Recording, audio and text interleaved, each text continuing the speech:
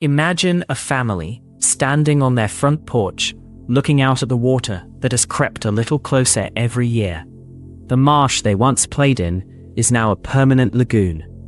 The well that gave them drinking water tastes of salt. They have a choice to make: stay and watch their world shrink, or pack what fits in a car and leave everything behind.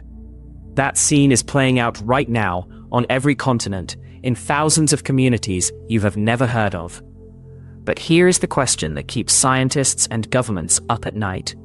What happens when that trickle of families becomes a flood? When the number of people forced to move by rising seas, failing crops, and extreme heat reaches not thousands, not millions, but tens of millions.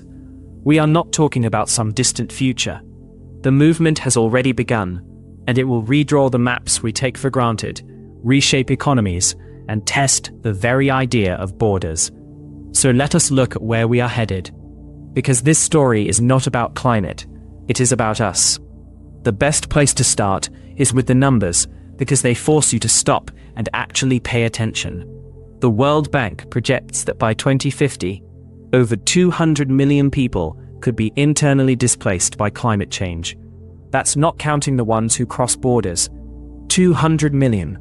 To put that in perspective, that's more than the entire population of Brazil. It's roughly the population of the world's sixth largest country, all uprooted and in motion within a single generation. But here is the thing about that number. It's almost certainly an underestimate.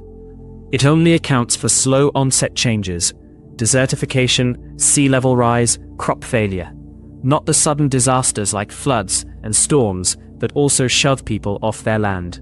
The true figure could be much higher. So where are these people coming from? 3 regions stand out as the epicenters of this shift. Start with the Sahel, that vast band of semi-arid land stretching across Africa, just south of the Sahara. For decades, the people here have lived with unpredictable rains, but now the pattern has broken. The dry season stretches longer. The wet season, when it comes, arrives as violent, destructive downpours that wash away topsoil instead of nourishing crops. The land cannot support the herds or the harvests it used to. And as the land dies, so does the social order. Young men who cannot farm have no way to earn a living, no way to marry, no way to stay. So they walk. They walk north toward the Mediterranean, or west toward the coast, or south toward the cities that have no room for them. The Sahel is a pressure cooker, and climate change is turning up the heat. Then there is South Asia. The big story here is water, too much of it and too little, often in the same year, which feeds the rivers that irrigate the rice paddies of Bangladesh and the wheat fields of India, is becoming more erratic. When it comes all at once, dumping months of rain in a week, turning the Ganges Delta into an inland sea. When it doesn't come, the wells run dry and the crops wither. Bangladesh is especially vulnerable. A huge portion of the country sits less than a meter above sea level. Every centimeter of sea rise pushes the salt water further inland, poisoning the soil and the drinking water. The World Bank estimates that by 2050, 1 in every 7 people in Bangladesh could be displaced by climate impacts. That's roughly 20 million people from a country the size of the state of Iowa. And then there are the small island nations, places like Kiribati, Tuvalu, and the Marshall Islands. These are not just pieces of land. They are entire nations with cultures, languages, and histories that stretch back thousands of years.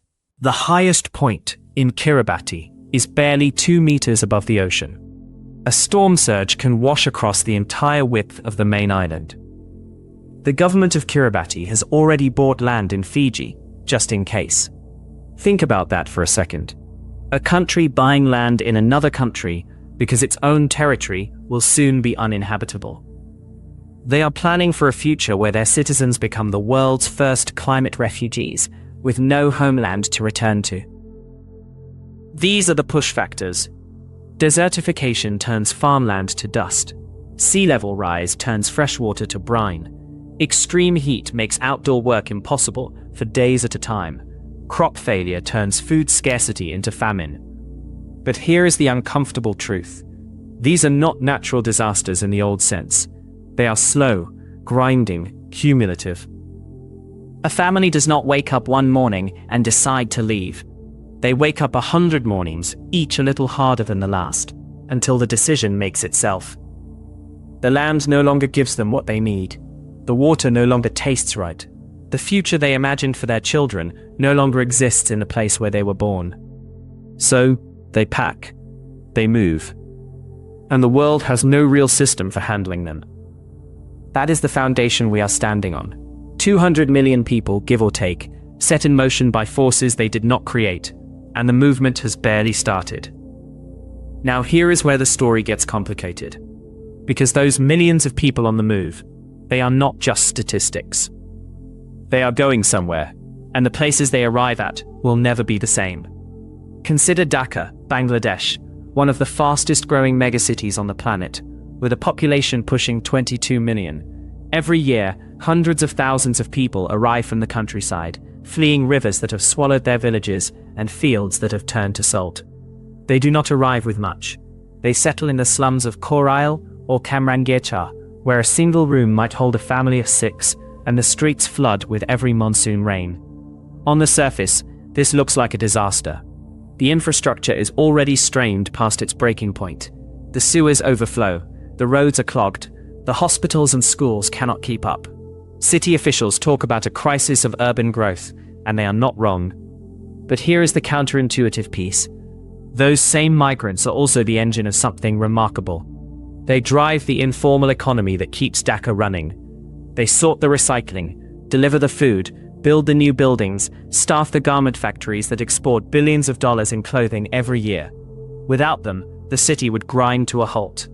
Think about it this way. When a climate migrant arrives in a city, they bring nothing except their labor and their will to survive. And that will is fierce. They work longer hours, take the jobs nobody else wants, and find ways to create value from nothing. In Dhaka, the slums are not just places of poverty, they are hives of micro-entrepreneurship. Tiny shops, mobile phone repair stalls, food carts, tailoring services. The economy adapts because the people adapt. Now contrast that with what is happening at the US-Mexico border.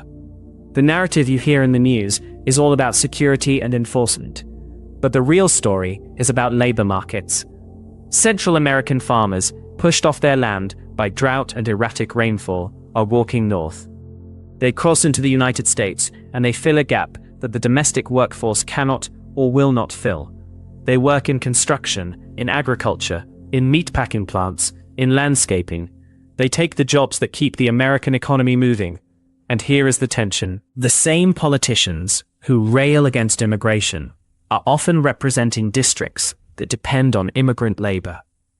The same industries that lobby for border security also lobby for guest worker programs. Because the system does not work without these people. The economy needs them, even as the politics rejects them. So what we are seeing is a dual effect playing out in real time. On one side, the strain is real and measurable. Public services get overwhelmed.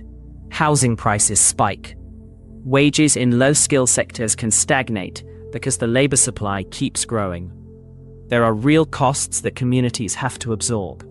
But on the other side, there is a dynamism that is harder to measure, but just as real. Migrants start businesses at higher rates than native-born populations. They fill labor shortages in aging economies. They send remittances home that prop up entire regions. They bring new ideas, new cuisines, new cultural energy. And this is where it gets interesting. Because the countries that will adapt best to climate migration are not the ones that build the highest walls. They are the ones that figure out how to absorb this human flow and turn it into an asset. Think about Canada, which has a points-based immigration system designed to select for skills and economic contribution.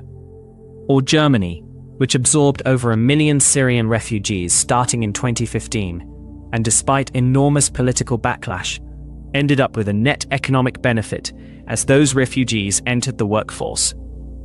These are not perfect models, there are real integration challenges, but they point toward a different way of thinking. The question is not whether climate migration will happen, it is already happening. The question is whether we treat it as a problem to be contained or a force to be channeled. Because here's the thing. These people are not coming to take anything from you. They are coming because they have no choice. And if we can look past the fear, past the headlines about caravans and border crises, we might see something we did not expect. An opportunity. A chance to rebuild economies that are aging and shrinking. A chance to infuse stagnant communities with new energy and new ambition. The strain is real, the costs are real, but so is the potential. And the places that figure out how to balance those two realities will be the ones that thrive in the decades ahead. Take a moment and really ask yourself, if you were standing on that porch, watching the water rise, knowing the land that raised you could no longer support you, where would you go? What would you pack? Who would you become on the other side of that journey? That is the question every climate migrant has to answer, with no script and no safety net. Future Frontiers explores these big shifts every week, the ones that will redraw our maps and redefine our future. Subscribe to stay ahead of the story. The deeper transformation is cultural and social, and it plays out in ways that are harder to quantify, but just as profound. Think about what happens when a community that has lived in one place for generations suddenly finds itself transplanted into a completely different society. The language changes, the food changes, the rhythms of daily life, the call to prayer, the Sunday market, the siesta, all of it gets disrupted. And in that disruption, something new is born. We have seen this before. The closest parallel is not some abstract climate model.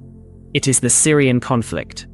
A severe drought from 2006 to 2011 pushed over 1 million farmers off their land and into the cities, where they joined the ranks of the unemployed and the disenfranchised.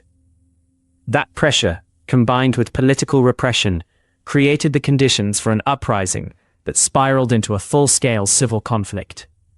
The result was a diaspora of over 5 million people, most of whom fled to neighboring countries and then to Europe. That diaspora did not just change the lives of the refugees, it changed the countries they went to. Germany took in over 1 million Syrians between 2015 and 2016. Overnight, neighborhoods in Berlin and Hamburg and Munich transformed. New grocery stores appeared, selling za'atar and pita. Arabic became the second most spoken language in some districts. Mosques that had been struggling for attendance suddenly had full congregations. The cultural texture of German cities shifted fast. And the response was not uniform. There was genuine generosity. Thousands of Germans volunteered to teach language classes and welcome families into their homes. But there was also fear and backlash. The far right gained ground. Debates about national identity became more heated. The question of what it means to be German suddenly had a very concrete, very human answer. It meant sharing a city with people who prayed differently, ate differently, and had lived through horrors most Germans could not imagine. Now fast forward to the climate migration that is coming. The same dynamics will play out, but on a much larger scale and with less time to adapt. The Syrian diaspora happened over a few years. Climate migration will happen over decades, but the cumulative effect will be massive. And the host communities, places like the United States, Germany, Australia, they are not prepared for the cultural friction that comes with it. Consider the United States. The country is already deeply divided along cultural and political lines. Add to that a steady influx of climate migrants from Central America, the Caribbean, the Pacific Islands. These are not people who speak English or understand American customs. They come from societies with different family structures, different attitudes toward authority, different relationships with the land. And they will settle in places already grappling with their own identity crises. Rural towns losing population, suburban counties wrestling with diversity, cities segregated by class and race. The integration challenge is enormous. It is not just about finding jobs and housing. It is about creating a shared sense of belonging. Because if you have a community of newcomers who feel unwelcome, pushed to the margins, unable to access education or healthcare, or legal status, then you do not get cultural enrichment. You get resentment, alienation, and conflict. But here is the other side. When integration works, when it is done with intention and empathy, the result is something beautiful. You get neighborhoods where the food is more interesting, the music is more diverse, the festivals are more vibrant. You get children who grow up bilingual, who can navigate between worlds, who bring fresh perspectives to old problems. You get a society that is more resilient because it has learned to absorb difference rather than fear it. Look at Australia. The country has a long history of immigration and has generally managed integration well. But climate migration will test that. The Pacific Island nations are already sending their people to Australia and New Zealand. These are communities with deep connections to the ocean, to specific islands, to ways of life that do not translate easily to suburban Melbourne or Sydney.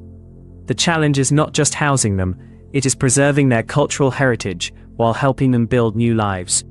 And that is the paradox at the heart of this. Climate migration will erase cultures. When a language dies because the last speakers have scattered across the globe, that is a loss that cannot be measured in dollars. When a ritual performed for 1,000 years can no longer be performed because the land it was tied to is underwater, something irreplaceable is gone. But those cultures do not simply vanish. They adapt, they fuse, they create new forms that carry the old DNA forward. Think of the Vietnamese community in New Orleans, or the Somali community in Minneapolis, or the Ethiopian community in Washington, D.C. These are diaspora cultures that have taken root in American soil and produced something neither the old country nor the new country could have created alone. That is the potential of climate migration. It is not just about moving people, it is about remaking the world. So the question is not whether we can stop the movement. We cannot. The question is whether we can create the conditions for integration to succeed. That means investing in language education, in community centers, in legal pathways to residency. It means fighting the xenophobia that will inevitably rise. It means recognizing that the person who shows up at your door, exhausted and scared, is not a threat. They are a human being carrying a whole world of knowledge and memory and hope. And if we get this right, the societies that emerge on the other side will be richer, not just economically, but culturally, intellectually, spiritually. They will be places where the boundaries between us and them have softened, where the map of the world has been redrawn, not with walls, but with connections. That is the vision worth fighting for. Because the alternative, a world of fortified borders and mutual suspicion, is not just bleak, it is a world that has already lost something essential.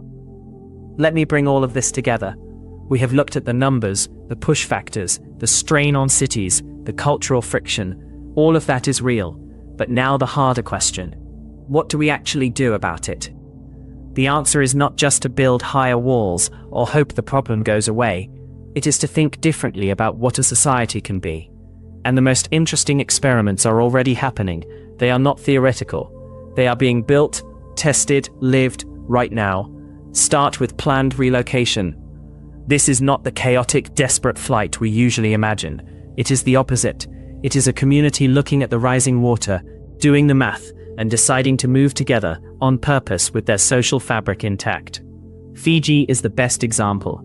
The government has identified over 800 villages that will need to be relocated because of sea level rise. That is not a distant forecast. That is current reality. In 2014, the entire village of Vunidogoloa moved 2 kilometers inland. They built new houses on higher ground, replanted their gardens, re-established their community. It was not easy. The new land was less fertile. The water supply was different. Some elders never fully adjusted. That is the reality of planned relocation.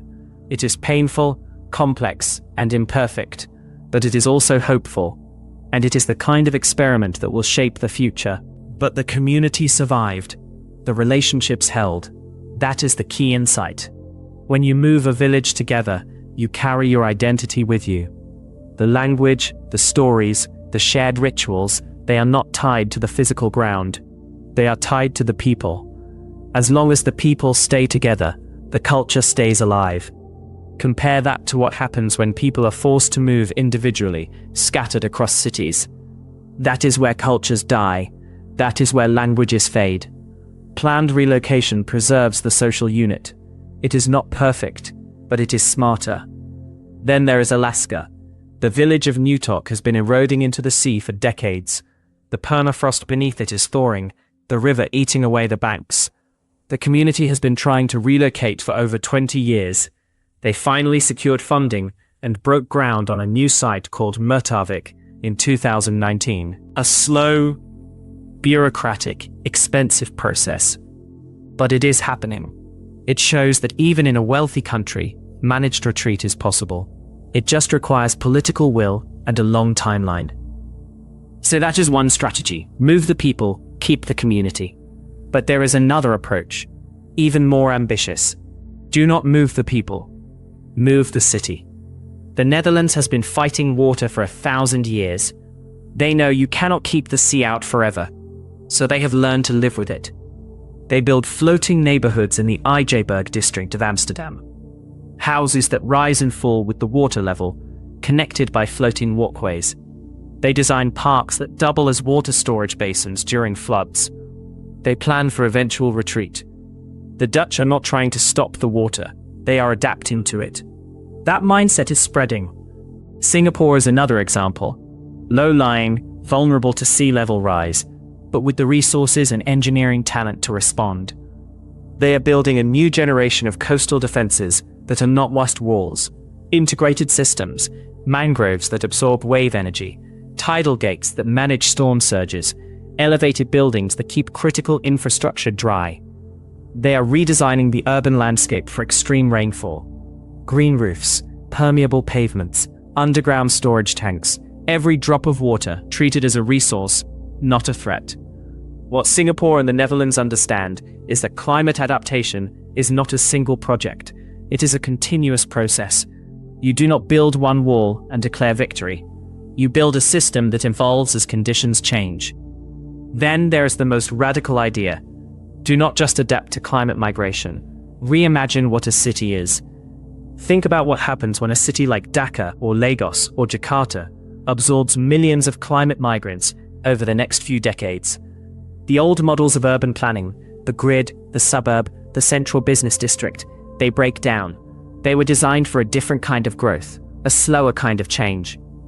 The new cities that emerge from this pressure will be different, denser, more informal, more networked, where the line between formal and informal economy blurs, where a slum becomes a launchpad for entrepreneurship, where a flood-prone neighborhood becomes a floating community. This is not utopian, it is pragmatic. The climate migrants are coming. The cities will absorb them. The question is whether we plan for that absorption or let it happen chaotically. That is where the opportunity lies. Right now we have a choice. Build walls and wait for the crisis to overwhelm us. Or start designing the next generation of human settlements, flexible, resilient, designed for movement rather than stasis. Imagine a world where borders are not lines on a map, but systems for managing flow. Where a person who loses their home to a flood can move to a city that is already planned for their arrival. With housing, job training, language classes, a welcoming community. Imagine a world where managed retreat is not a last resort, but a standard tour. Where floating cities and climate-resilient infrastructure are not experimental, but normal. That world is not a fantasy. The pieces are already being built. In Fiji, in the Netherlands, in Singapore, in the villages of Alaska. The question is whether we have the courage to scale them up. Because here is the truth. Climate migration is not a crisis we have to suffer through. It is a transition we have to navigate. Every transition, however painful, carries the seed of something new. The societies that emerge will not look like the ones we have now. They will be more diverse, more adaptive, more connected. They will have learned that the only way to survive is to move together. So let me leave you with this. The family on the porch, watching the water rise, they are not a statistic. They are a signal. They are telling us that the old world is ending. The question is whether we have the imagination to build the new one. If this vision of our future matters to you, Subscribe to Future Frontiers for more deep dives into the world we are building. Think about the shift we are standing at the edge of. Between 2010 and 2020, the number of people living outside their country of birth, globally, grew by over 60 million, reaching 281 million, according to the UN. That is roughly the entire population of Indonesia, picking up and moving in just one decade. And that was before climate-driven displacement really accelerated. Here is what is counterintuitive. We tend to imagine migration as a permanent uprooting, a one-way ticket. But the data tells a different story. In a 2021 study from the World Bank, researchers found that nearly 40% of cross-border moves within developing regions are circular. People go, work, send money home, and return. They are not abandoning their roots. They are expanding their options. The movement is not a flood, it is a pulse. And this is where it gets interesting for the future. Consider the island nation of Tuvalu. Its highest point is just 4.5 meters above sea level. By 2050, rising seas could make large portions of it uninhabitable. But the government of Tuvalu is not planning a mass evacuation. Instead, they are negotiating a digital sovereignty agreement with Australia. They want to preserve their nation as a legal and cultural entity, even if the physical land shrinks. Imagine that, a country that exists in the cloud, its citizens scattered across the globe, but still voting, still paying taxes, still celebrating their festivals in virtual spaces. Why does this matter right now? Because the technology for this kind of existence is already in our pockets. Remote work platforms, digital identity systems, blockchain land registries, virtual reality meeting spaces. The tools are here. The question is whether our institutions can adapt fast enough to match the pace of change. If we fail, we get chaos and closed borders. If we succeed, we get something unprecedented.